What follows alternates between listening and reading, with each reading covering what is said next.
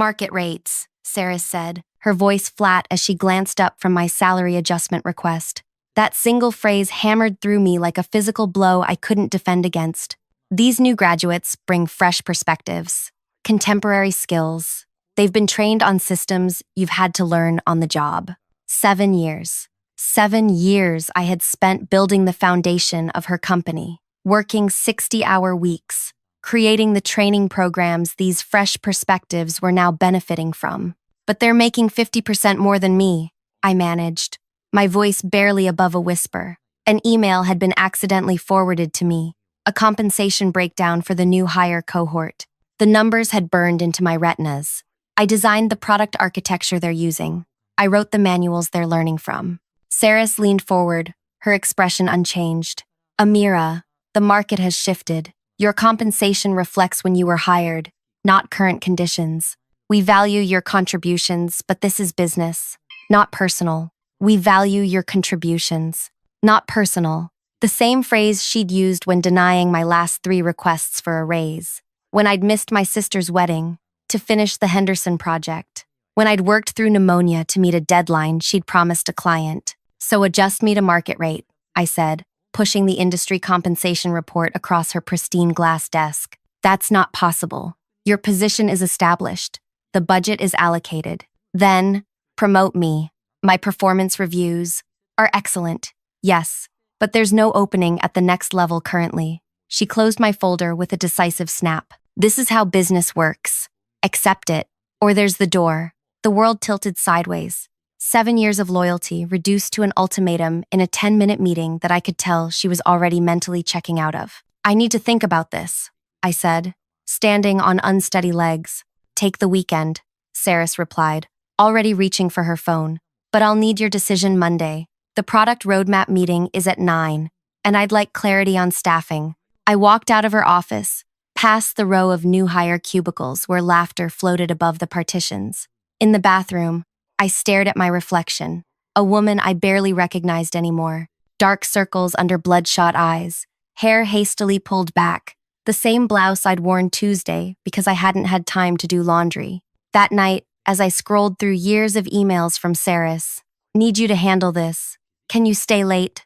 Weekend work required. I found something that changed everything. Something that would make arriving early Monday morning worth every second of the 7 years I'd given her. Before we continue, if you're enjoying this story, please hit the like button and subscribe to the channel for more content like this. Your support means everything, and it helps these stories reach others who might need to hear them. Drop a comment letting me know if you've ever been in a similar situation.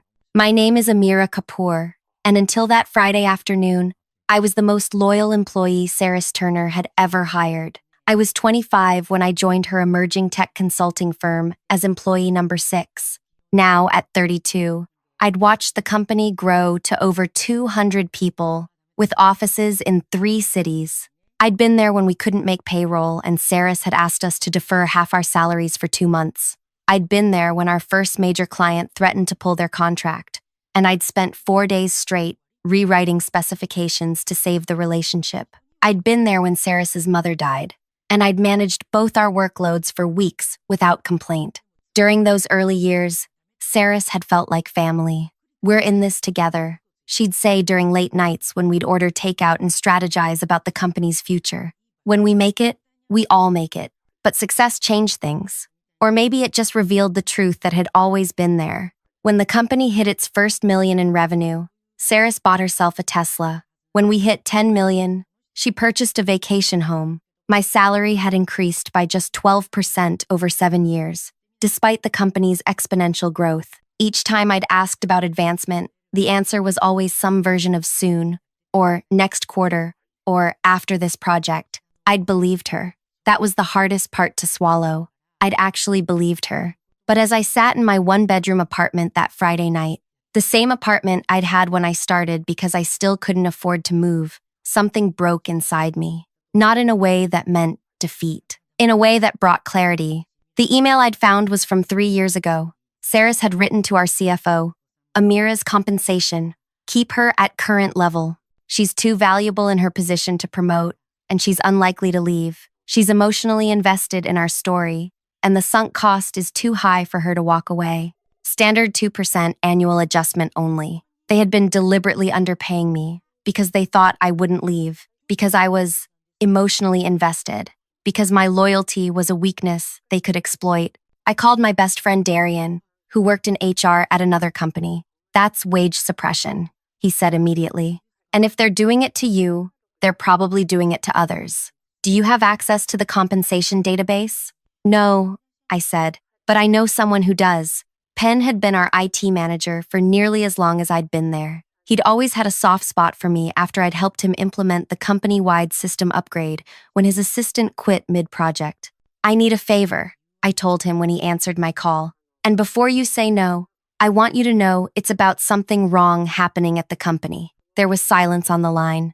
Then, this sounds like the kind of conversation that should happen in person. Meet me at Barlow's in 30 minutes. Barlow's was a dive bar, 3 neighborhoods away from any place company people would go. When I arrived, Penn was in a back booth, nursing a beer. You sounded serious, he said as I slid into the seat across from him. I am.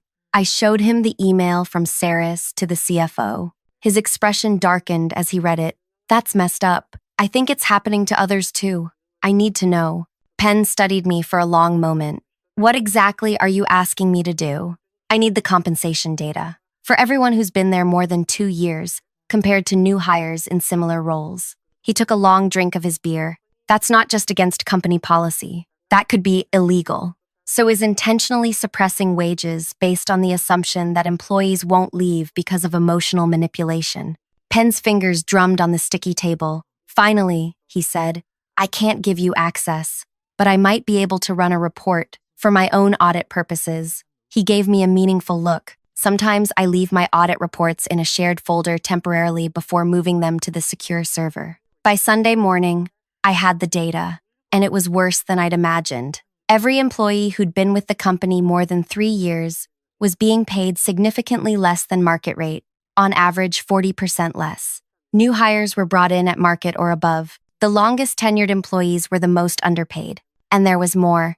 Emails between Saris and the executive team referred to this as their retention cost management strategy. They had identified employees who demonstrated high company loyalty indicators and deliberately kept their compensation below market, betting on emotional attachment and career inertia to keep them from leaving. My hands were shaking as I compiled the information. This wasn't just about me anymore. This was about dozens of people being systematically exploited. I had a decision to make. I could walk away, find another job at market rate, and leave Saris and her company behind. Or I could do something that would change everything. I chose the latter. Monday morning arrived with a clarity I hadn't felt in years. I woke at 4:30 a.m., dressed with purpose, and drove to the office while the world was still dark. The security guard, Vicente, raised an eyebrow as I swiped my badge at 5:15 a.m. Early bird today, Amira? He asked. Big presentation, I replied with a smile that felt completely new on my face. Not forced, not exhausted, determined. The building was empty, exactly as I needed it to be. I went straight to Saris's office, the corner suite with floor-to-ceiling windows overlooking the city she so often bragged about during client meetings. I placed a sealed envelope on her chair, not on her desk, where an assistant might find it, but directly on the chair, where only she would see it when she sat down. Inside was a single page with 3 things: my resignation effective immediately, a copy of her email about keeping me underpaid, and a USB drive containing the compensation analysis. But I wasn't done. I returned to my desk and opened my laptop one last time. The email I'd drafted the night before was addressed to every employee who'd been with the company more than 2 years, 47 people in total. The subject line read, "Why you're being underpaid, the truth about our compensation strategy." My finger hovered over the send button. Was I really going to do this? Burn every bridge? Expose the company I'd helped build from the ground up? Then I remembered Saris's words.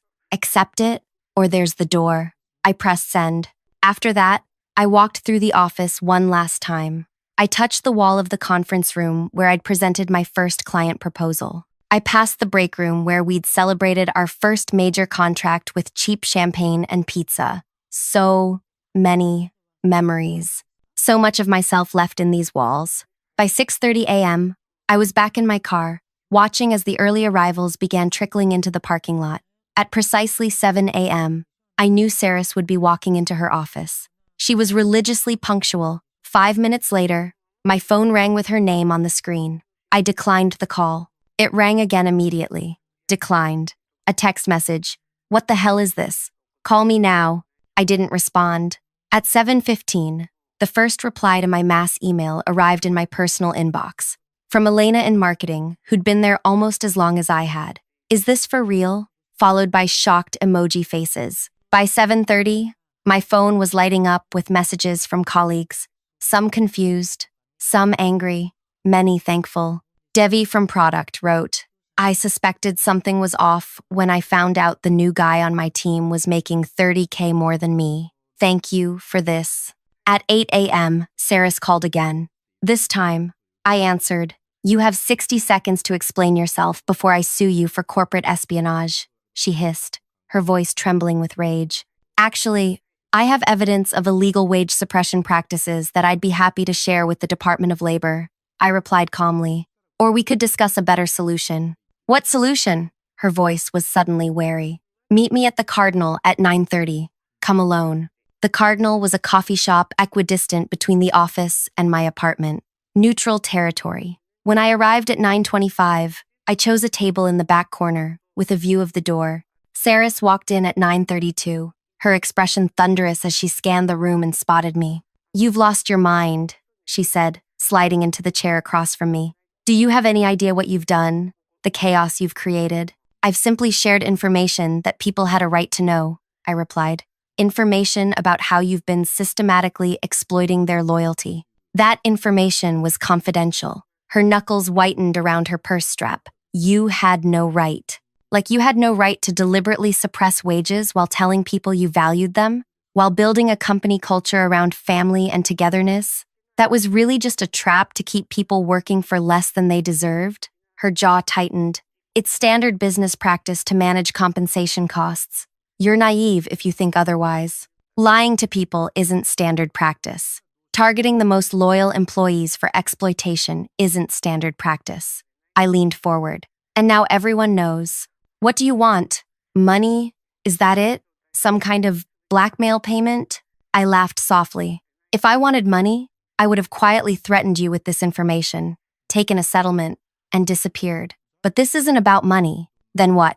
Justice. Change. I pulled out a folder and placed it between us. Inside is a comprehensive compensation adjustment plan that brings every employee up to market rate, with back pay for the most egregious cases.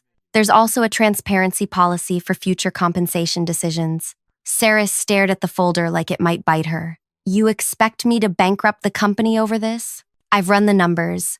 The company can afford it, with the recent funding round. It would reduce executive bonuses for 2 quarters. Nothing more. I pushed the folder closer to her. Implement this plan by the end of the week, and I delete all copies of the data I've collected. I say nothing further. The company survives with some bruised egos and a valuable lesson. And if I refuse, then by this time tomorrow, your investors, clients, and the Department of Labor will all have copies of everything I found. Your choice. Saris's face flushed with anger. You ungrateful little... Careful, I interrupted. Remember, which one of us has leverage here? She grabbed the folder and stood up. I need to review this with legal. You have until 5 p.m. tomorrow. After that, my lawyer sends the evidence package I prepared over the weekend. As Saris stormed out, my phone buzzed with a message from Penn. Emergency all hands called for 11 a.m. What did you do? I didn't respond. Instead, I drove home and waited. By noon, messages were flooding in from colleagues at the all-hands meeting. According to Devi, Saris had announced a comprehensive compensation review due to recently identified inconsistencies in their pay structure. She promised adjustments would be made by the end of the week. That evening, I received a formal email from the company's legal team confirming my resignation had been accepted and requesting I sign an NDA in exchange for a separation package equal to 6 months' salary. I declined the offer. The next morning, 3 more employees resigned. By the end of the week, the number had grown to 12, all long-term underpaid staff who'd found better opportunities elsewhere now that they knew their true market value. 1 month later, I was having lunch with Elena, who'd recently left for a director position at another company with a 70% salary increase. "Did you hear?" she asked, eyes wide with gossip. The board forced Saris to step down. The exodus continued after we left. Almost 20 people in total. They lost the Hendrix contract because the entire team that serviced it quit. I sipped my water. I hadn't heard. And that's not all. Elena leaned closer.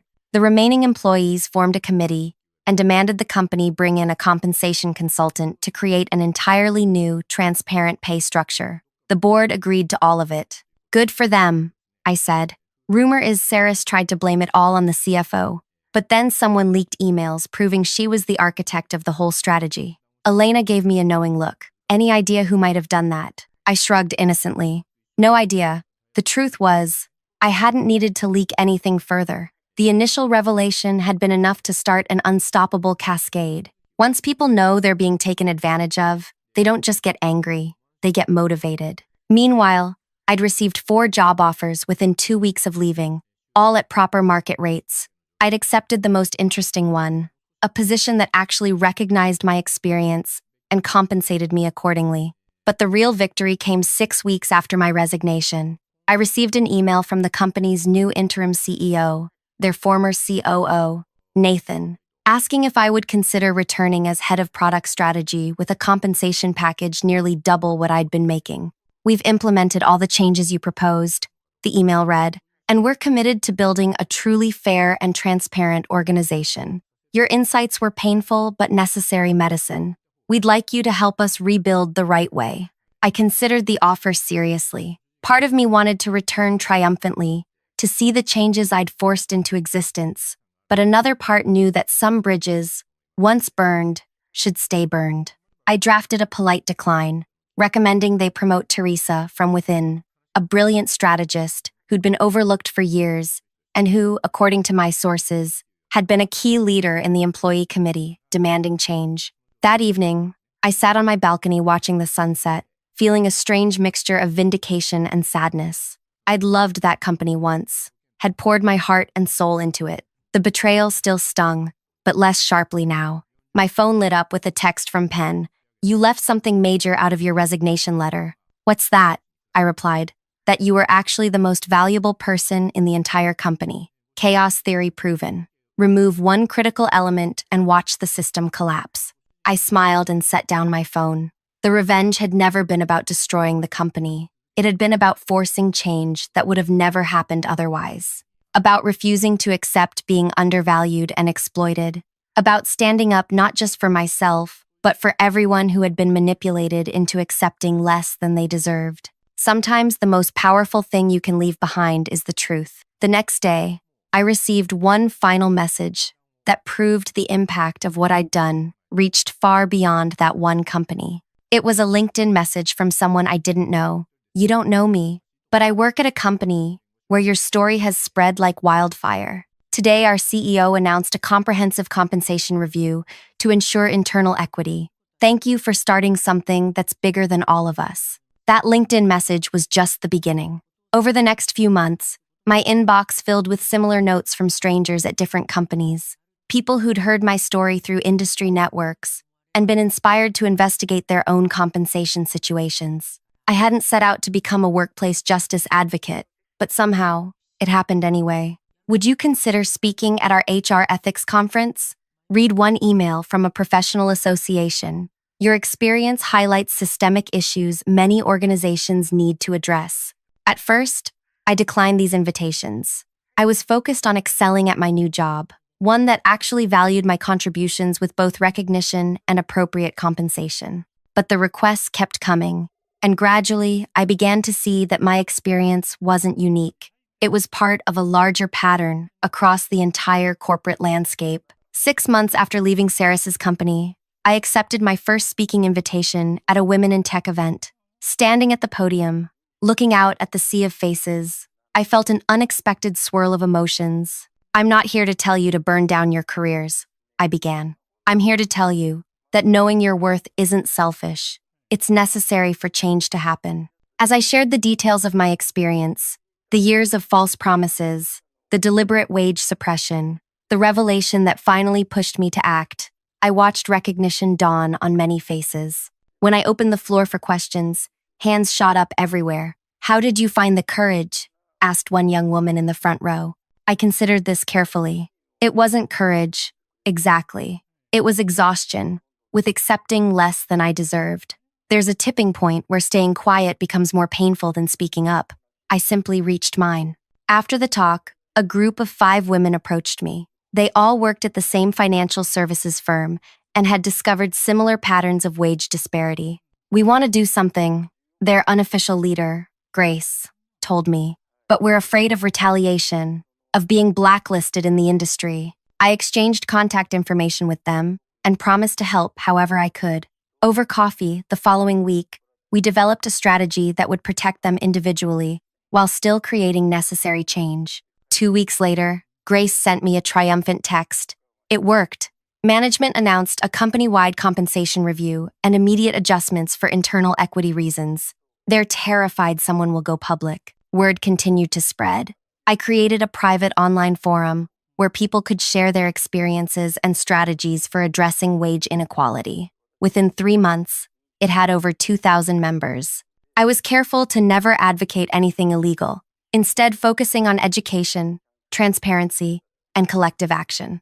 "Knowledge is leverage" became our unofficial motto. Even as this movement grew around me, my personal life was transforming too. With my new, appropriately compensated position, I finally moved out of my 1-bedroom apartment into a place with an actual home office and enough space to breathe. I reconnected with my sister, whose wedding I'd missed years ago for Sarah's deadline, and made a point of visiting her monthly. Nearly a year after my resignation, I received an unexpected email from Teresa, the colleague I'd recommended for promotion at my former company. "Having drinks with some of the team tonight at Bellamy's. 7 p.m. Thought you might want to join us." I hesitated, fingers hovering over the keyboard. Did I want to revisit that part of my past? See people who had witnessed my most vulnerable and vindictive moments? Curiosity won out. Walking into Bellamy's that evening felt surreal, like stepping back in time, but as a completely different person. Teresa spotted me immediately and waved me over to a large table where 8 former colleagues sat. "The legend herself," Penn called out, raising his glass as I approached. "The woman who brought down an empire with a single email. The empire seems to be standing just fine," I replied, sliding into an empty chair. "Different empire," Elena clarified. "Better one." Over the next 2 hours, they filled me in on the company's transformation. After Sarah's departure, Nathan had implemented every change I'd demanded and more. A transparent compensation structure, regular market rate adjustments, bonuses tied to company performance that included all employees, not just executives. "Remember Jameson?" Teresa asked, referring to one of the fresh graduates who'd been hired at 50% more than my salary. He found out what happened and was horrified. Apparently, they told new hires that their higher salaries were because they had specialized skills the rest of us lacked. "He's heading up a mentorship program now," Penn added, "pairing new hires with veterans so institutional knowledge gets shared." His idea. I felt an unexpected warmth hearing how the company had evolved. My revenge had been about justice, not destruction, and it seemed justice had prevailed. As we were preparing to leave, Nathan himself walked into the bar. He stopped short when he saw me, then approached our table. "Amira," he said, extending his hand. "I heard rumors you might be here." I stood and shook his hand, studying his face for signs of resentment. I found none. "How are things?" I asked neutrally. "Better, different, harder in some ways, easier in others." He glanced at the group, then back to me. "Would you have a moment to chat privately?" At a small table away from the others, Nathan got straight to the point. "What you did," he began, then paused to choose his words carefully. "It was necessary, painful, but necessary. I wanted you to know that I see that now. I wasn't trying to burn everything down," I said. "I know. You were trying to fix what was fundamentally broken." He twisted his drink slowly. "The board brought in consultants to review everything after the exodus. Do you know what they found?" I shook my head. That if we'd continued on Sarah's path, we would have eventually imploded anyway. Constant turnover of institutional knowledge, declining product quality, cultural toxicity. He met my eyes directly. You didn't destroy the company, Amira. You saved it. Something tight in my chest loosened at his words, a knot of doubt I hadn't realized I was carrying. There's something else, Nathan continued. Saris is starting a new company. She's been approaching our clients, our employees. Same promises, same vision. And you're telling me this because people should know who they're really dealing with. History shouldn't repeat itself. He slid a flash drive across the table. All the documentation from our internal investigation. Legal says we can't publish it, but there's no rule against me giving it to a private citizen. I stared at the small device. What am I supposed to do with this? Whatever you think is right. He stood to leave. You've proven you have good judgment about that. That night, I stayed up late reviewing the files Nathan had given me. They included everything: internal communications, compensation analyses, exit interview data, painting a comprehensive picture of systematic exploitation that went beyond even what I'd uncovered. The next morning, I made a decision. I wouldn't directly expose Saris again. Instead, I would use this information to create something more lasting, a framework for identifying and addressing compensation inequity that companies could implement proactively, a guidebook for employees to recognize warning signs, resources for those facing similar situations. 3 months later, I published an anonymous case study based on the data, changing all identifying details, but preserving the patterns and strategies. It quickly became required reading in business ethics courses at several universities. 18 months after my resignation, I received an invitation to speak at a major industry conference about transparency and equity in corporate compensation. On the speakers list, directly after my session, was Saris Turner herself, presenting on building smart compensation strategies. When I saw her name, I laughed out loud. The universe had a sense of humor, after all. I accepted the invitation. On the day of the conference, the room was packed for my session. As I discussed the importance of fair compensation practices and the business case for transparency, I noticed Sarah slip into the back row midway through. Our eyes met briefly. She didn't look away. When I finished to enthusiastic applause, I gathered my notes and stepped down from the podium. As I moved toward the exit, Saris intercepted me. Impressive presentation, she said coolly. Very idealistic. Thank you, I replied. I'm looking forward to your session. I assume you'll be covering how undervaluing experienced employees leads to company implosion? Her expression hardened. You have no idea the damage you caused. Actually, I do. The question is whether you've learned anything from it. Before she could respond, a young woman approached us, her conference badge identifying her as an HR director at a growing tech firm. Miss Kapoor, your talk was incredible. Would you consider coming to speak to our leadership team? We're revamping our compensation structure and could really use your insights. I smiled. I'd be happy to. Here's my card. The young woman thanked me and walked away. Saris watched her go, then turned back to me. You've made quite a name for yourself from all this, she observed, her tone suggesting I'd somehow profited from wrongdoing. That wasn't the goal, I replied honestly. The goal was change. It still is. For a moment, I thought I glimpsed something like regret in her eyes, quickly masked by her usual composure. Well, she said briskly, I should prepare for my session. As she walked away, I felt the final weight lift from my shoulders. I no longer needed her approval, her recognition, or even her remorse. My worth wasn't defined by her assessment or anyone else's. 2 years after placing that envelope on Saris's chair, I published a book about workplace equity that became a bestseller. I started consulting with companies committed to building fair compensation structures. And most surprisingly, I found myself mentoring young professionals on how to advocate for themselves from the beginning of their careers, rather than after years of exploitation. The greatest revenge wasn't bringing Saris down or exposing the company's practices. It was creating lasting change that would prevent others from experiencing what I had endured. That envelope I left on her chair didn't just change my life, it started a ripple effect that continues to expand. And in the end, that's worth far more than the salary I was denied for all those years. Thank you for staying with me through this entire story. If you found value in hearing about my journey, please hit that like button and subscribe to the channel. Your support helps these important conversations reach more people who might be experiencing similar situations. Share your thoughts in the comments below. Have you ever had to stand up for your worth in the workplace? What happened? Let's keep this conversation going, because change happens one brave action at a time.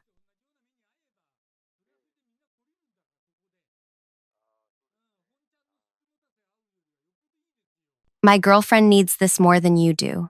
Desperate woman. Brandon said those words while looking straight at me, his hand resting on her shoulder like he was presenting a gift to the room. His girlfriend, Emma, stood beside him wearing an expression that tried to be humble but kept slipping into something that looked more like victory. She was 22, 3 months out of university, and had been dating the owner's son for maybe 6 weeks. I had been with Colton Industries for 7 years. 7 years of building something that nobody else had managed to build before I arrived.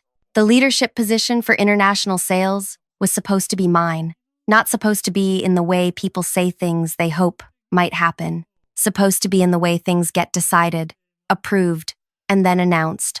I had already been told by 3 different people in upper management that it was happening. They had asked me what my vision was for the role. They had discussed salary adjustments. They had even mentioned the timing of the announcement. Everyone who worked in that building knew it was coming. Everyone, except Brandon, apparently, who had other plans. You will stay where you are and train her. Understood? He said it like he was doing me a favor by letting me keep my current position. Like I should be grateful he was not throwing me out entirely. Around us, other people in the room had stopped talking, not because they were trying to listen, but because the words Brandon used had made continuing their own discussions feel wrong. Someone coughed. Someone else looked down at their notepad like they had suddenly remembered something urgent they needed to write. Emma shifted her weight from one foot to the other, and for just a second I thought maybe she felt uncomfortable too. But then she smiled at me, a small, polite smile that said she knew this was awkward, but hoped we could all just move past it quickly. Completely, I said. Just that one word. Brandon seemed satisfied. He nodded and turned to say something to Emma about getting her started next week. I watched them walk away together, his hand still on her shoulder, already talking about something else. The moment was over for him, for her too, probably. They were moving forward into whatever came next, and I was supposed to follow along and make it all work smoothly. My name is Kate. Nobody in that room knew what Brandon had just done.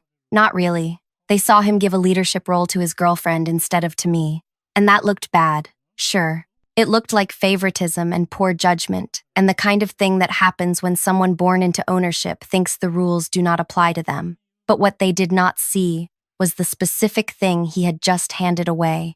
Not the title, not the salary, not even the status. The actual thing that made Colton Industries successful in international sales. Me.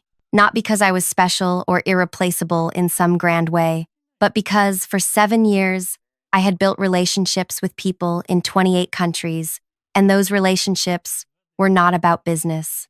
Not really. They were about showing up, about being present, about treating another human being like they mattered beyond what they could do for you. When I started, Colton Industries sold products in 3 countries, outside our own. 3. The previous person in my role had tried expanding by sending out catalogs and pricing information, and hoping someone would respond. It worked about as well as throwing seeds on cement and expecting flowers. I did something different. I got on planes. I met people for meals. I learned their names, the names of their children, what mattered to them beyond just business transactions. I remembered birthdays. I asked about grandparents who were sick. I showed up when shipments went wrong instead of just sending an apology through a message. I became someone they could trust, not Colton Industries. Me, Kate, the woman who answered when they needed help, the one who did not disappear when the sale was finished. Before I go further, I want to say thank you for listening to what happened to me. Sharing this with someone who actually wants to hear it means more than you might realize. Tell me in the comments where you are listening from. I am curious how far this story reaches and whether what happened to me sounds familiar to anyone else out there. Now, back to what Brandon did not understand. Emma was smart. I could tell that within the first week of training her, she had good instincts for reading numbers, for understanding what made a deal profitable, for asking questions that showed she was paying attention. On paper, she probably looked like a reasonable choice for the role, if you ignored the obvious problem of her dating the boss's son and having no actual experience. But intelligence is not the same as wisdom. and knowing how things work is not the same as understanding why people do what they do. She thought business happened through presentations and proposal comparisons and negotiations over percentages. She thought if you had the best product at the right price, people would buy. That works sometimes, in some industries, with some buyers. But the people I had spent 7 years building trust with did not work that way. They bought from Colton Industries because they trusted me, because I had proven over and over that I would not abandon them the moment something went wrong, because I treated them like human beings instead of opportunities. I spent 3 weeks training Emma. Brandon wanted it done faster, but even he could not figure out how to compress 7 years of relationship building into a few days. I gave her everything she asked for. Lists of buyers in each country, notes about their preferences, their communication styles, what time of day they usually responded to messages. I explained which deals were almost finished and which ones needed more patience. I told her about the buyer in Jakarta who would only have serious discussions after sharing a meal together first, because business separated from human connection felt disrespectful to him. I told her about the distributor in Sao Paulo who needed 3 days to think about any significant decision, and that pushing for a faster answer would make him shut down completely. I told her about the woman in Lagos who had teenagers at home and appreciated when I asked how they were doing. Emma wrote everything down. She asked good questions. She seemed genuinely interested in learning. But I could see it in her expression sometimes, this look that said she was absorbing the information but not really believing it mattered as much as I claimed. She thought I was being sentimental, that all these personal details were nice extras but not the real foundation of why these people bought from us. She would figure out her own approach. I could tell. Something more efficient, more professional, more focused on what actually mattered, which, in her mind, was the product quality and the pricing structure. Brandon checked in twice during those 3 weeks. Both times he asked Emma how it was going, not me. Both times she told him it was going well, that she was learning a lot, that she felt ready to take over soon. He seemed pleased, proud, even, like he had made a smart decision and it was working out exactly as he had planned. He did not ask me anything, not how I felt about the situation, not whether I thought Emma was actually prepared, not whether I needed anything from him. I had become invisible except as a tool to prepare his girlfriend for the role he had taken from me. On the last day of training, Emma thanked me. She seemed sincere about it. She said she appreciated how patient I had been, how thorough, how willing I was to share what I knew. She said she hoped we could still work together well, even though things had changed. I told her I hoped so too. I smiled. I shook her hand. I wished her luck. And then I went home and did what I had been planning since the moment Brandon said those words about his girlfriend needing my position more than I did. I pulled out my personal phone. Not the one Colton Industries provided. My own. The one with numbers I had collected over 7 years, given to me directly by people who wanted to be able to reach me even outside of normal business hours. The one they used when something urgent came up, or when they just wanted to share good news about their lives. I started writing messages, personal ones, different for each person, because each relationship was different. I told them the truth. Nothing dramatic, nothing designed to hurt anyone, just honesty. I explained that the company was making changes, and I would not be their main contact anymore. Someone new would be reaching out soon. Her name was Emma. I wished them well. I thanked them for the years of trust they had given me, for treating me like a friend instead of just a voice trying to sell them something. I told them I hoped their families were healthy and their businesses continued growing. That was all. No complaints about Brandon, no warnings about Emma, no attempts to sabotage anything directly. Just a person saying goodbye to people she cared about, people who had become part of her life over 7 years of showing up. I sent 43 messages that night. Some were long, some were short, all of them were honest. I knew that Colton Industries monitored the work accounts, watched what employees said to buyers, tracked communications for quality and compliance. But these were my personal relationships, built on my own time, through my own effort. The numbers in my phone were not company property. The trust those people had in me was not something Brandon could take and hand to someone else like a set of keys. 3 days later, Emma sent her first messages as the new leader of international sales. I saw the templates she used because she asked me to review them before sending. They were professional, well-written, clear about who she was and what her role would be. She introduced herself, mentioned her background, expressed excitement about working with them moving forward. Everything you would expect from someone taking over a business relationship. Everything correct and proper, and completely missing the point.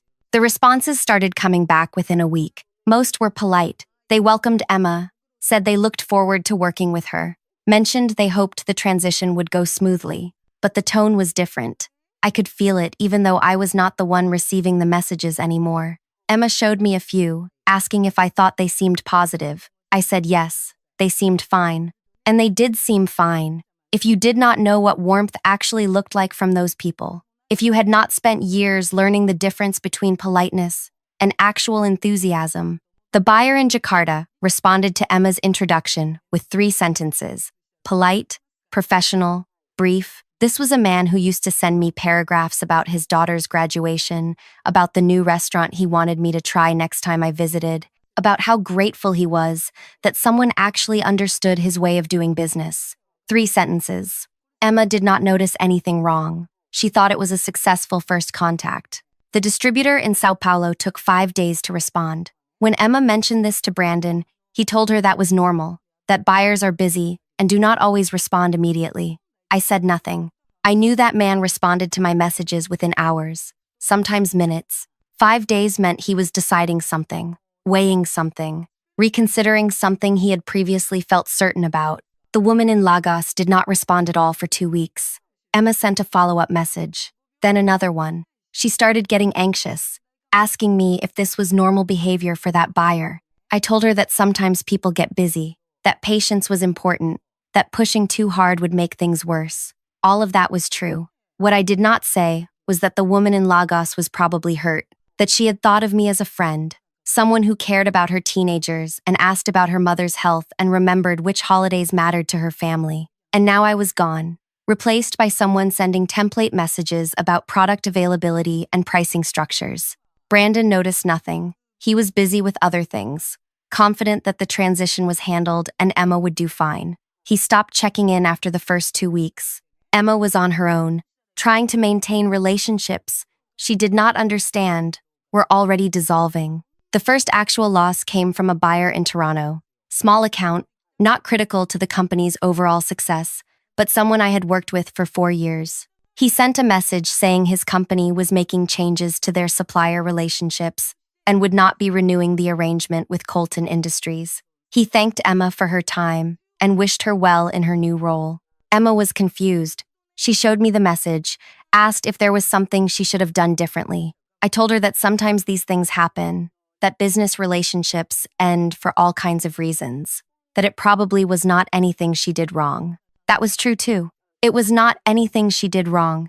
It was just that she was not me. She had not spent 4 years proving to that buyer that someone at Colton Industries actually cared whether his business succeeded. She had not asked about his son who was applying to universities. She had not remembered that he hated being contacted on Fridays because that was when his workload was heaviest. She was professional and competent and completely lacking the history that made him want to continue the relationship. 2 more accounts ended within the next week, both with similar explanations: changes in supplier strategy, new directions from upper management, budget reconsiderations, all the polite corporate language that means we are choosing to go somewhere else but do not want to explain exactly why. Emma started looking stressed. Brandon started paying attention again, asking what was happening, why these buyers were suddenly leaving. Emma did not have good answers, because the real answer was not something she could see or measure or fix with better presentations.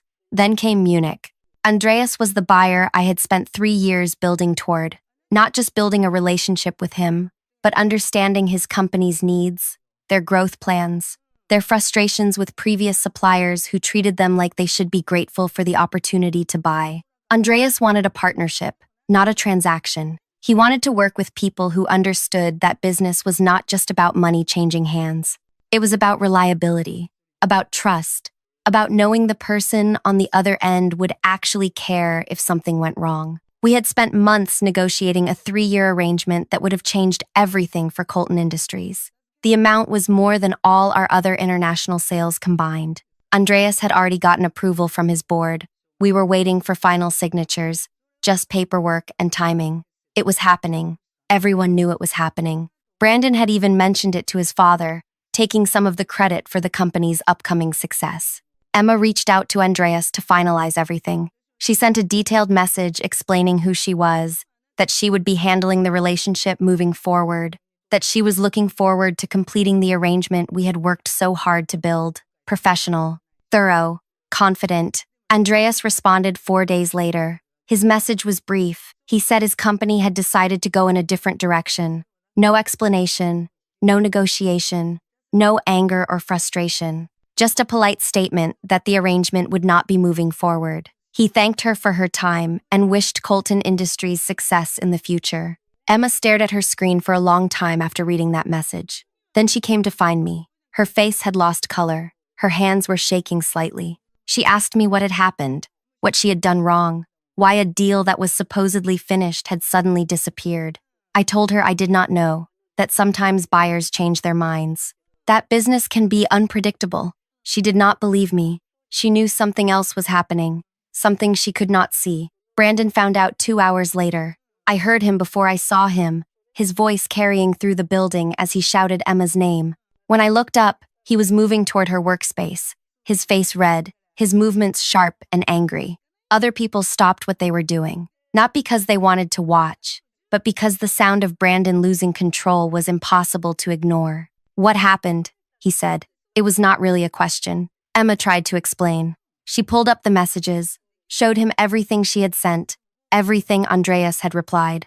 Brandon read through it quickly, then read it again, looking for something that would explain why 3 years of work had just evaporated. He asked Emma if she had said something wrong, done something to upset Andreas, changed any of the terms that had been agreed upon. She said no, that she had followed everything exactly as it was supposed to happen. Brandon turned and looked at me.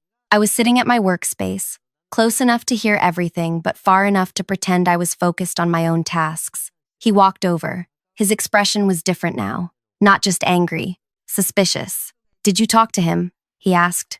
"To Andreas?" "No. You told me Emma was handling international sales now. I have not contacted any of the buyers since the transition." All of that was true. I had not talked to Andreas.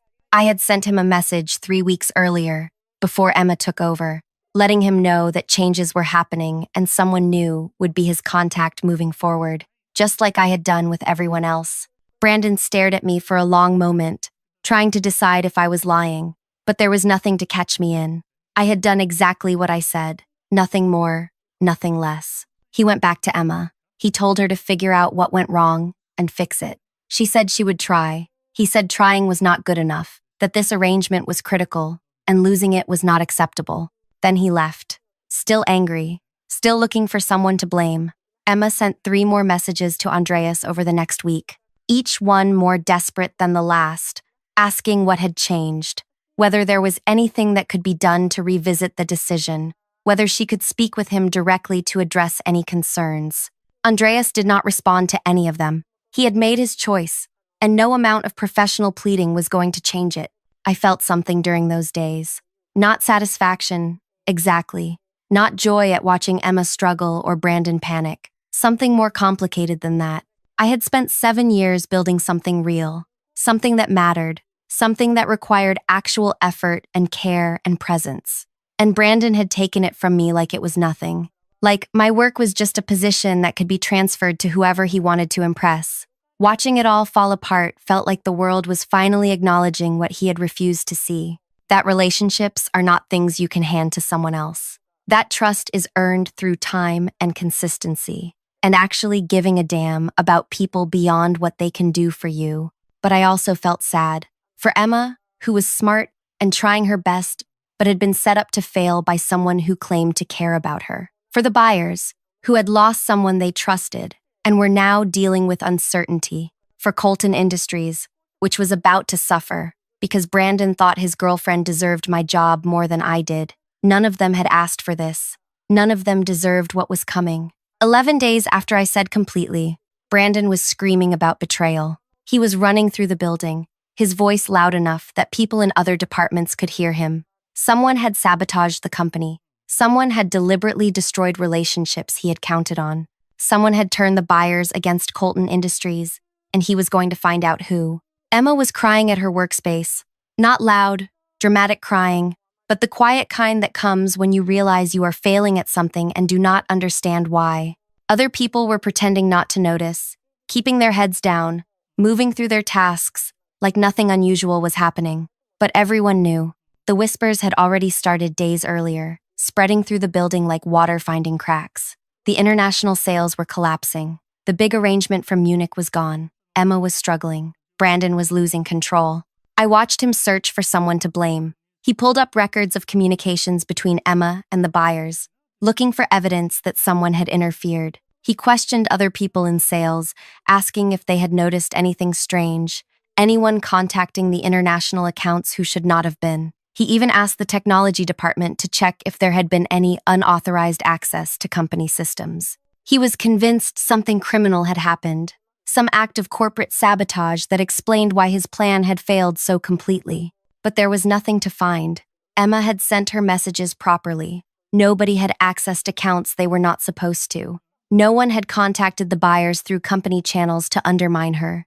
Everything looked normal on paper, which made Brandon even more frustrated because he knew something was wrong but could not identify what. The accounts kept disappearing. Sao Paulo ended their relationship next, followed by 2 buyers in Eastern Europe, then someone in Singapore who had been with Colton Industries for 5 years. Each time, the explanation was similar. Changes in strategy, new priorities, different direction. All the vague corporate language that really just meant we do not want to work with you anymore but are too polite to say why. Emma lasted another 2 weeks before she quit. She did not make a big announcement or cause a scene. She just came in one morning, went straight to Brandon's workspace, and told him she could not do this anymore, that she had tried everything she knew how to try, and it was not working, that she felt like she was drowning and did not understand what she was doing wrong. Brandon tried to convince her to stay, told her it would get better, that she just needed more time to adjust. But Emma was done. She packed her things that same day and left.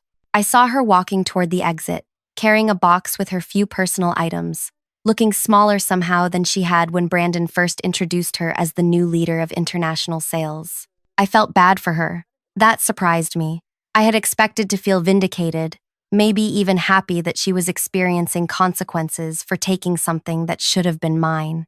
But watching her leave just made me feel tired. She had not asked Brandon to do what he did. She had not demanded my position or schemed to take it from me. She was just someone young and inexperienced who had been handed an impossible situation by someone who claimed to love her but really just wanted to show off. Brandon had hurt her almost as much as he had hurt me, just in different ways. The real explosion came 3 days after Emma left. Brandon's father, Gregory, who owned Colton Industries and usually let his son handle operations without much interference, called a meeting. Not with the whole company, just with Brandon and a few key people in management.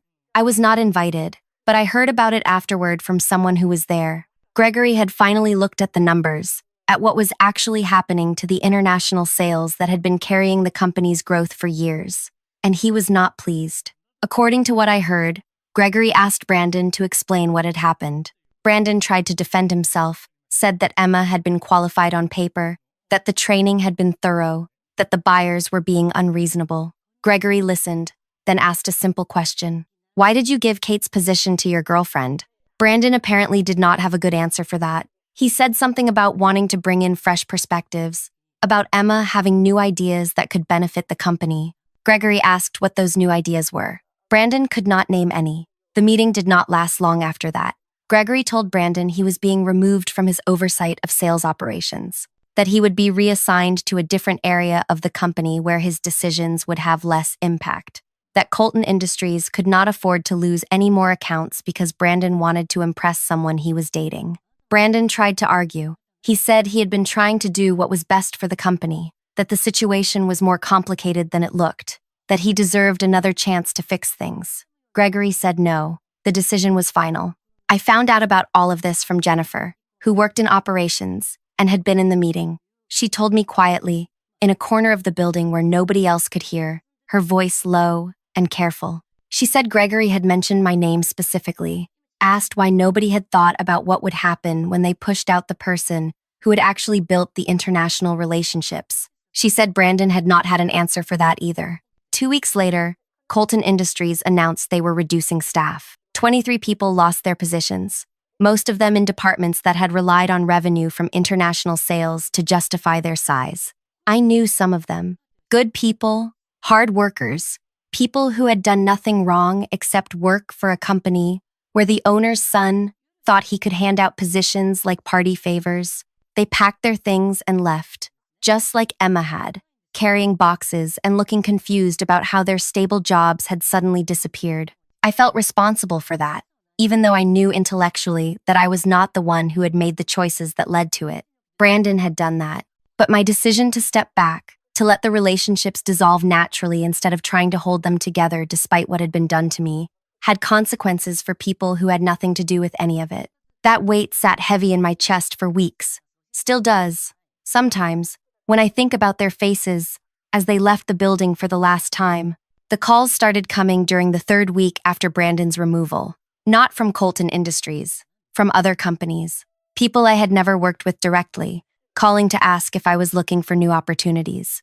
The first one confused me until the woman explained that she had spoken with Andreas in Munich, who had mentioned I was no longer with Colton Industries and might be available. She said Andreas had spoken highly of me, that he thought I would be an excellent fit for their team. 3 more calls came that week.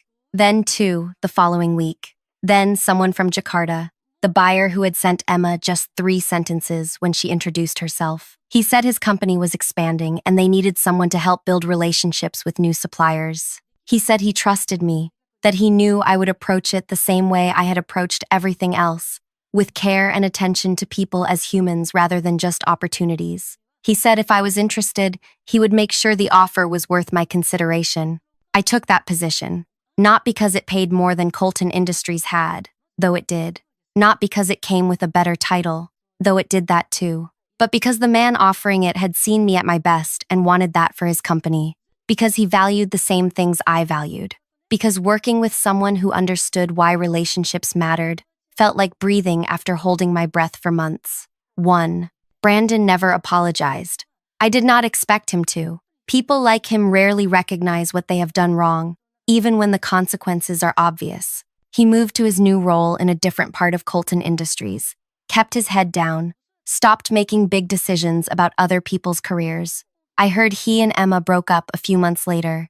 Apparently she had trouble forgiving him for putting her in a position where she was set up to fail, then getting angry at her when she did. I never told anyone the full story of what happened. Not at my new position, not to the buyers who helped me find it. Not even to friends who asked why I had left Colton Industries after so many years. I just said it was time for a change, that I had found a better opportunity, that sometimes things work out the way they are supposed to. That was true enough. More true than the version where I was the victim of someone else's bad judgment, or the version where I was the architect of Brandon's downfall. The actual truth was more complicated than either of those narratives. I had not sabotaged anything. I had not lied or manipulated or done anything dishonest. I had simply stepped back and let people make their own choices about who they wanted to work with. The buyers in 28 countries had chosen not to continue relationships with someone they did not know, did not trust, had no history with. That was their right. Brandon had assumed those relationships belonged to Colton Industries, that they could be transferred like equipment or inventory. He learned they could not. Emma learned that taking something you did not earn comes with a weight that is hard to carry. And I learned that sometimes the best response to injustice is not fighting or arguing or trying to prove your worth to people who should already see it. Sometimes it is just stepping aside and watching what happens when people have to face the natural results of their choices. I think about Brandon sometimes, about what he said that day. My girlfriend needs this more than you do, desperate woman. I wonder if he understands now what he gave away. Not just my position or the international sales or the arrangements that were about to close, but the chance to learn that people are not interchangeable, that relationships matter, that trust takes years to build and seconds to destroy. Probably not. Some people go through their whole lives without learning those lessons, protected by money or family connections or sheer stubborn refusal to see what is right in front of them. But I learned something too.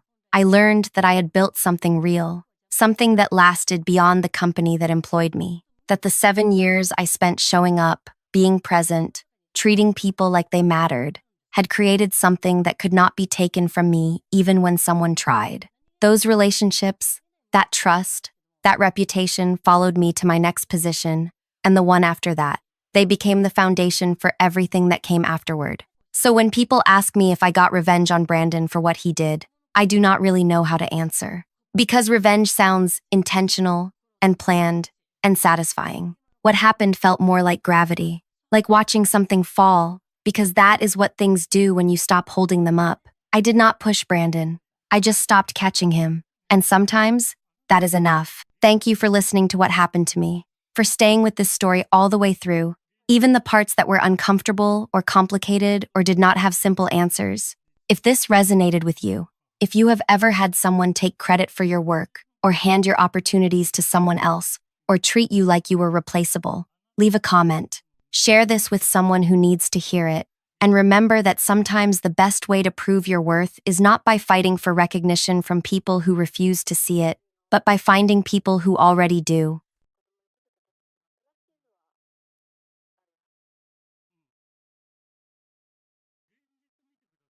We discovered she's been stealing from us for years. Sonia's voice carried through the entire floor. Every person working nearby stopped what they were doing. I stood next to the water dispenser, holding my cup. My hand didn't shake. Not yet. Years, she repeated, turning to look directly at me. Right under our noses. Taking money meant for all of you, for your salaries, for this company's future. Two security guards appeared at the far end of the room. They walked toward me, their movements unhurried but deliberate. I set my water down on the nearest surface. The cup made a small sound. I trusted her, Sonia continued. Her voice had this quality to it, like she was genuinely hurt. Owen trusted her. We all did. My name is Leah. 3 years ago, I took this job because I needed to believe in something clean again. My previous workplace had been suffocating, not because of dishonesty, but because of its opposite. Every transaction questioned, every decision reviewed, every penny accounted for 3 times over. I wanted somewhere I could breathe, somewhere that trusted me to do my work without someone constantly watching. Irongate Solutions hired me to manage their money. Owen, who ran the company, built things, technology things. He spent his days thinking about how to make products work better, faster, cheaper. He told me during my interview that he hated looking at numbers. His wife, Sonia, had been helping with the financial side, but they'd grown too large for that now. They needed someone whose only job was keeping track of where money came from and where it went. I said yes within a week. The first month felt perfect. The office was bright, people smiled. Owen would pass my workspace and ask how things were going, but he never demanded reports or explanations. He just wanted to know I had what I needed. Sonia came by more often. She'd bring me tea sometimes, ask questions about my previous job, my family, my life outside this place. I thought she was being kind. The second month, I started noticing the gaps. Money left our accounts regularly, large amounts. The paperwork said they were payments to various businesses we worked with, suppliers, contractors, service providers. But when I tried to match those payments to actual work being done, things didn't align properly. A payment to one company happened 3 weeks before we'd even signed an agreement with them. Another payment went to a business that our project managers had never heard of. I didn't say anything yet. I told myself, maybe I didn't understand how things worked here. Maybe there were arrangements made before I arrived. Maybe I was being too careful, too paranoid, bringing my old workplace's suspicion into this new environment. The third month, I saw Sonia's name, not directly, but buried in the registration information for one of these companies we supposedly worked with. She was listed as a founder. The business received $40,000 every month from Irongate. It provided nothing in return. I went home that night and sat in my apartment for hours. Just sat, didn't eat, didn't turn on any lights as the sun went down. I thought about what this meant, about whether I should talk to Owen, about whether I was making too much of something that might have a reasonable explanation. By the 4th month, I'd found 3 more businesses connected to Sonia. Together, they pulled hundreds of thousands from Irongate every month. Some months, over $1 million. The money was supposed to go toward actual business needs. Instead, it funded whatever Sonia was building for herself. I still said nothing, but Sonia changed how she spoke to me. Small things at first. She'd ask how I was doing, but her tone suggested she already knew the answer, and it concerned her. She'd mentioned to other people, while I was nearby, that I seemed tired lately, stressed. She hoped everything was all right with me. Leah's been here late every night this week, she told Owen once, standing just outside my workspace. I worry about her. That kind of stress isn't healthy. I hadn't been staying late. I left at the same time I always did. She started asking me about my personal finances. Did I have family helping me? Was rent expensive where I lived? She knew someone who could connect me with better opportunities if I needed extra income. Just trying to help, she'd say. Just want to make sure you're okay? Before I continue, I want to thank you for listening to this. Really, it means something to know someone's hearing this story. Tell me in the comments where you're listening from. I'd love to know where you are right now. Thank you. Now, back to what happened. 5 months ago, I made my decision. Not the decision you might think. I didn't start gathering proof, didn't build files or take photos or keep secret records. I did something simpler. I contacted the government office that investigates financial crimes at companies. I didn't accuse anyone. I just asked questions. What were the rules about reporting? How did inspections work? When did they usually check companies in our industry? The person I spoke with became interested. Why was I asking? Was there a concern? I suggested they might want to do a routine inspection of Iron Gate. We'd grown significantly. It seemed like the responsible thing to do. They agreed, said they'd schedule something in about 2 months. I never told Sonia about this conversation, never mentioned it to anyone, but Sonia had her own sources. 6 weeks later, she found out somehow that inspectors were scheduled to visit. I watched her that day, the way she walked faster between rooms, the way she checked her phone constantly, the way she looked at me. The next morning, she started setting things up. She'd had access to my login information for months. She'd asked for it early on, saying she might need to check something if I was ever out sick. I'd given it to her because refusing would have seemed suspicious. She used that access to move her recent transfers, made it look like they'd come from accounts I controlled, created a trail that pointed to me. I knew what was happening. I watched it happen. I didn't stop it, because 2 weeks earlier, I'd done something else, something she didn't know about. I'd contacted Owen directly, not at the office. I'd found where he went most mornings before work, a small place that served breakfast. I'd waited outside one day and approached him. I need to talk to you about your money, I'd said. Not here, somewhere private. It's important. He'd looked confused but agreed. We met that evening. I told him everything, showed him where to look. He'd gone pale, asked me to repeat certain parts, asked why I hadn't come to him sooner. I told him I'd needed to be certain first. I needed to understand the full picture. The inspectors, I'd said. They're not coming in 2 months like Sonia thinks. I spoke with them again. They're willing to come earlier, much earlier. They could be here next week if you authorize it. Owen had authorized it.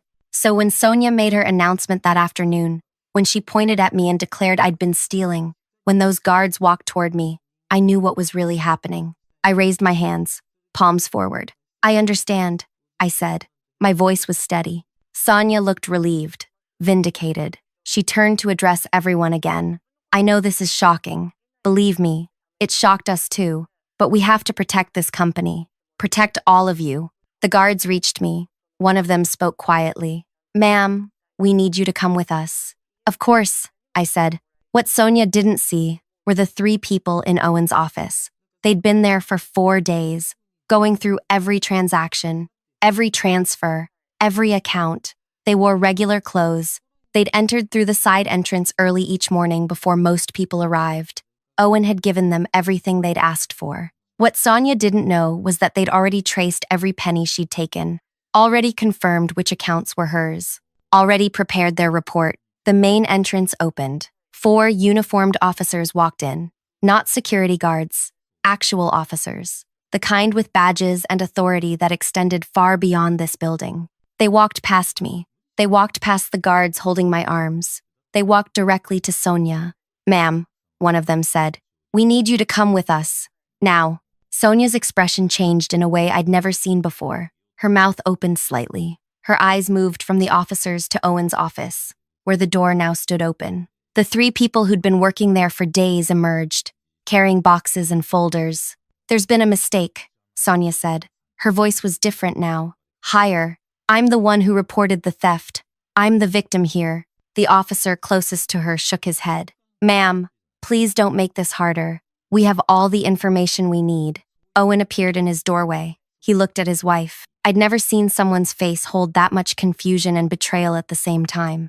Not anger yet, just this horrible realization spreading across his features. Owen, Sonia said, turning toward him. Owen, listen to me. She's fooled you somehow. She's manipulated the records. I can explain everything. He didn't respond, just stood there. One of the officers moved beside Sonia. Ma'am, you need to come with us now. The security guards released my arms. They stepped away from me, looking uncertain. Everyone in the room was watching. Nobody moved. Nobody spoke. Sonia's face shifted again, this time to something harder. She looked directly at me. You did this, she said. You set this up. You… lying… That's enough, the officer interrupted. Let's go. They led her toward the entrance. She tried to pull away once, but they held her firmly. Not roughly, just firmly. As they passed me, she stopped walking, forcing them to stop too. You'll regret this, she said to me. Do you understand what you've done? Not just to me, to everyone here. This company won't survive this. All these people will lose their jobs. That's on you. I didn't reply. The officers moved her forward again, out through the entrance, toward the vehicles, waiting outside. The room stayed silent for another moment. Then everyone started talking at once. Questions flew in every direction. People clustered together, asking each other what had just happened, what this meant, whether what Sonia said was true about the company. Owen raised his hand. The talking subsided gradually. Everyone, he said. His voice was rough, like something was caught in his throat. I need you all to go home for today. We'll send information tonight about tomorrow. Just, please, go home. People gathered their belongings slowly. Conversations continued in hushed tones. I stayed where I was, unsure whether I should leave too or wait for Owen to say something to me. He caught my eye and gestured toward his office. I walked over. The 3 investigators had finished packing their materials. They nodded at Owen and left. He closed the door behind them, then turned to face me. Sit, he said. I sat. He moved to the window instead of his chair, looked out at the buildings beyond. How long have you known? Almost from the beginning, I said. 2 months after I started, I was certain. 2 months, he said it flatly. You've known for over 2 years. Yes. Why didn't you tell me then? I thought about how to answer. I wasn't sure you'd believe me. She's your wife. I was new, and I needed to be absolutely certain before I said anything. 2 years, Leah. I know. He turned to look at me. How much did she take? Total? Over 7 million. His hand went to his face. He pressed his fingers against his eyes. 7 million. Most of it in the last 18 months. She got bolder. And you just watched. I documented everything. Then I contacted the authorities. I made sure this would end. By letting it get to 7 million first. I didn't have a defense for that. He was right. I could have stopped it at 2 million. At 3. At any point before it reached 7. But I hadn't. You wanted to make sure she couldn't wriggle out of it, Owen said. You wanted the amount to be so large that there was no way to dismiss it or explain it away. Yes, you sacrificed 2 years of my company's money to guarantee she'd face consequences. Yes. He sat down then, heavily, in his chair. Do you know what this means? For Irongate, the company will probably fail. Probably, he laughed.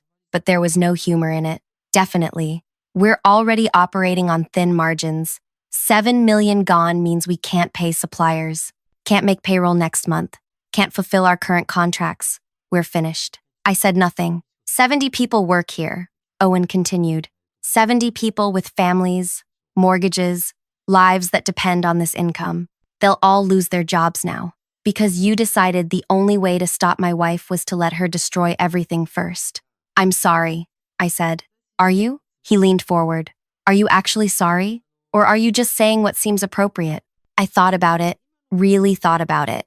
I don't know. He seemed surprised by that answer. At least you're honest. She was never going to stop, I said.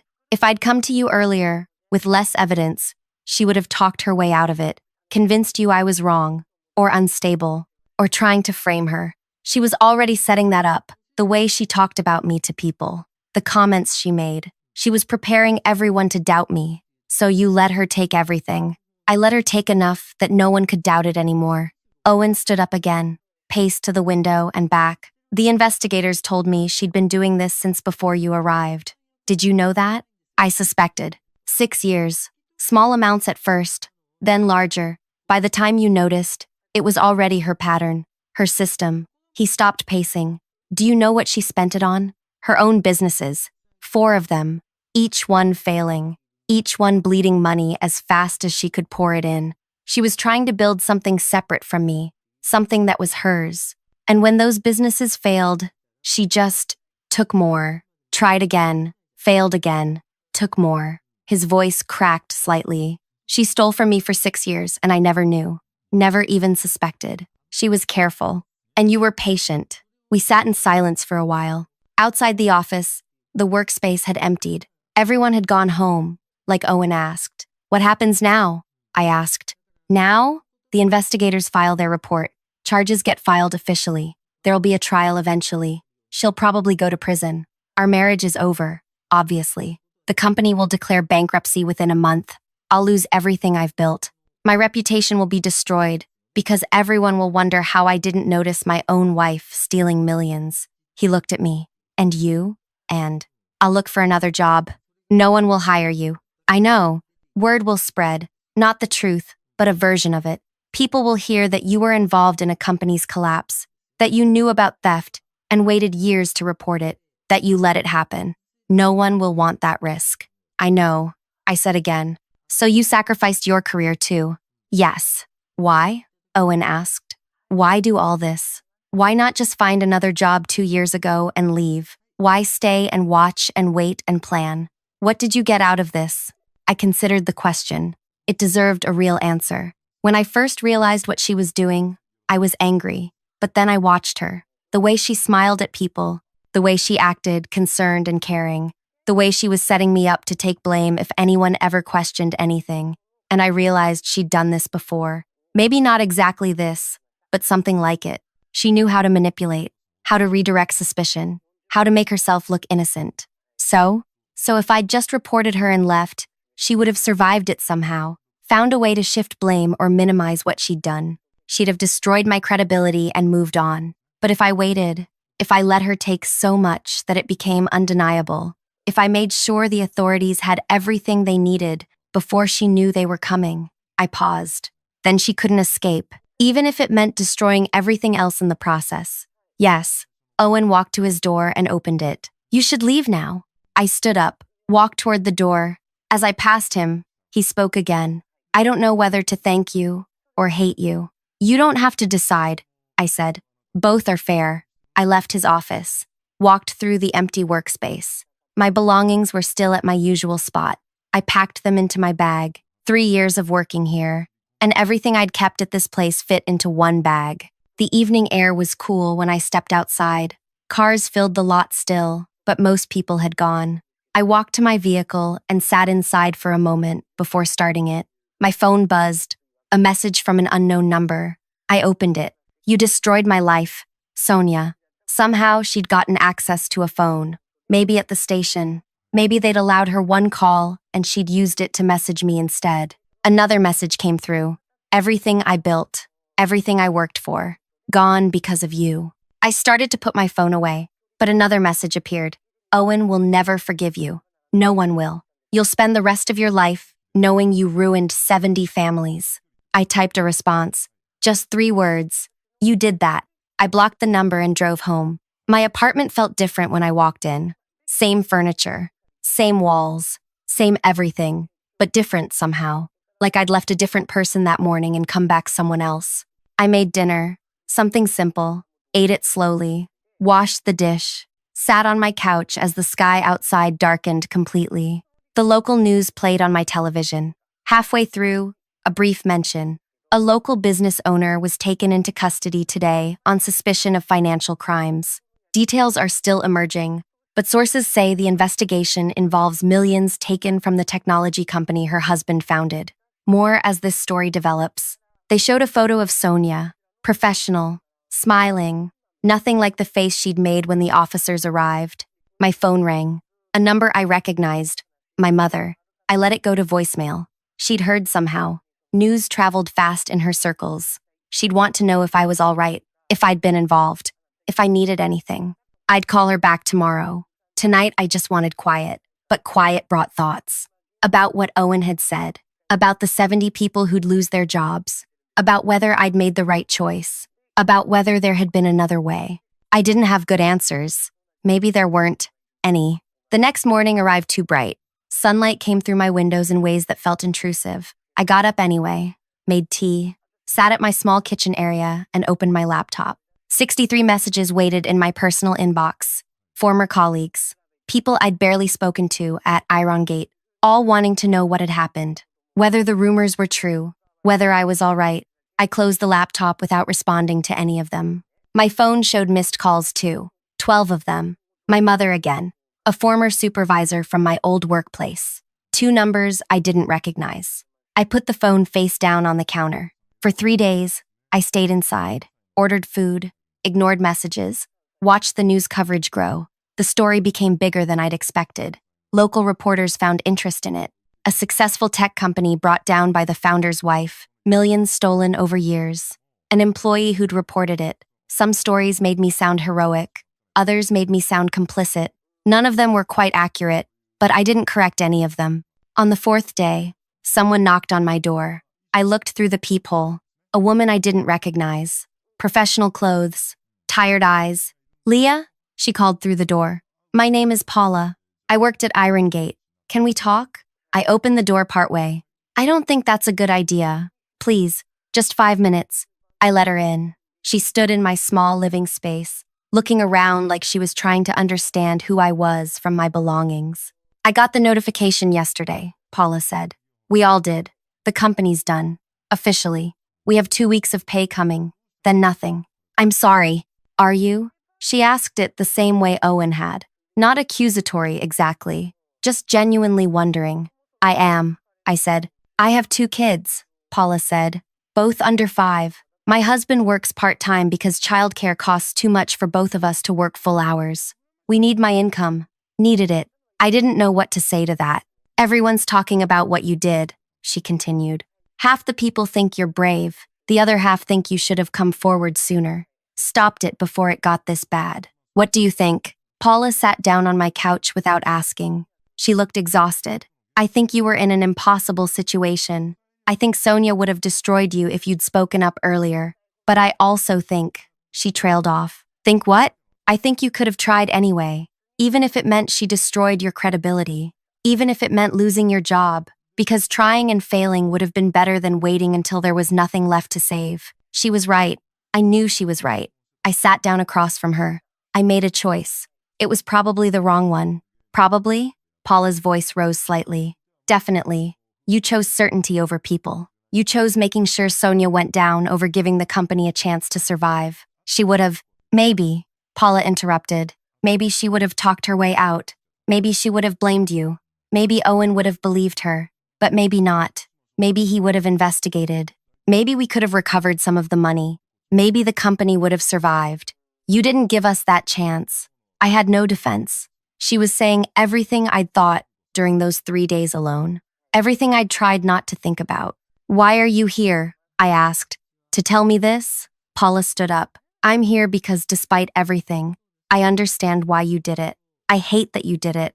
I hate that my family is going to struggle because you made the choice you made, but I understand it." She moved toward the door.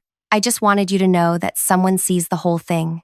Not the hero version, not the villain version, just the messy, complicated, real version." She left. I sat in my apartment for another hour, not moving. That afternoon, I forced myself to leave, went to the store, bought groceries, normal things. As I waited to pay, the person behind the counter looked at me oddly, recognition in their eyes. They'd seen the news. They knew who I was. They didn't say anything, but I saw them whisper to a coworker after I left. This would be my life now. People recognizing me, having opinions about me, judging choices they hadn't had to make. A week later, Owen called. I almost didn't answer, but curiosity won. "The bankruptcy finalized," he said without greeting. "It's over. I heard. I'm selling my house. Moving somewhere smaller. Starting over, if you can call it that, at 47. "Owen, I'm not calling to make you feel worse," he said. "Or better. I'm calling because the investigators finished their complete report. They found records going back 8 years. Sonia had been doing this even longer than we thought, and she'd done it before, at a previous company. Got away with it, because that company settled quietly rather than prosecute. I hadn't known that.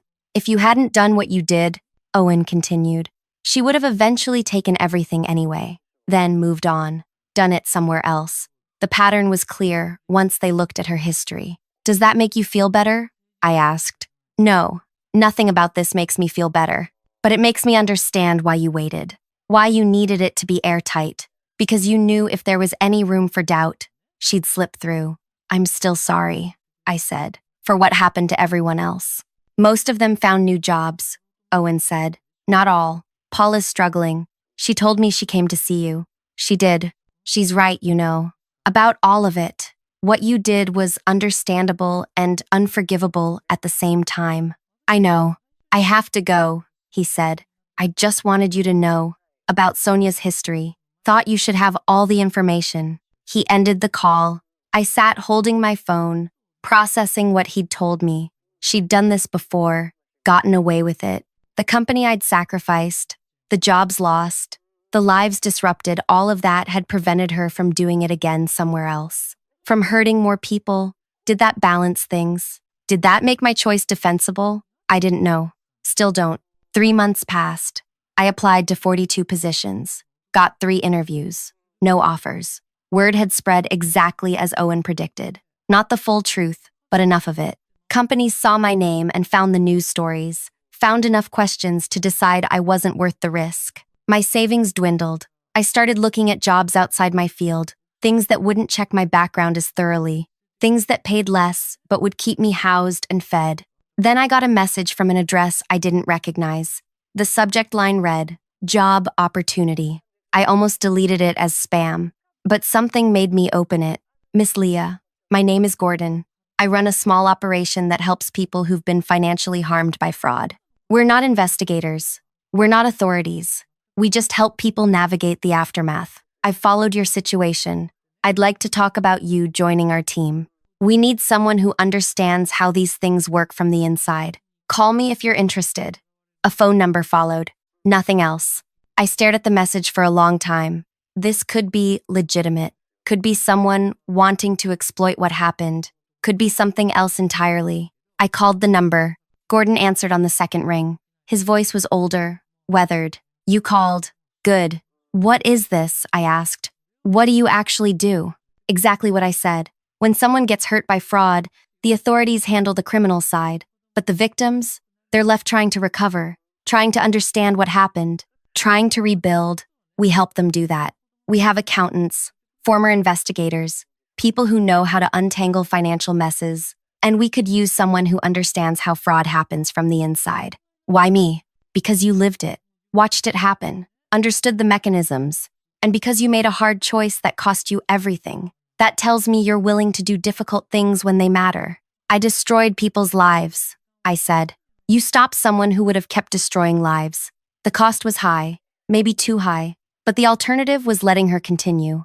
I've seen her type before. They don't stop until they're forced to stop. We talked for an hour about what his organization did, about what the role would involve, about whether I was really suited for it. By the end, he offered me a position. The pay was less than half what I'd made at Irongate, but it was something.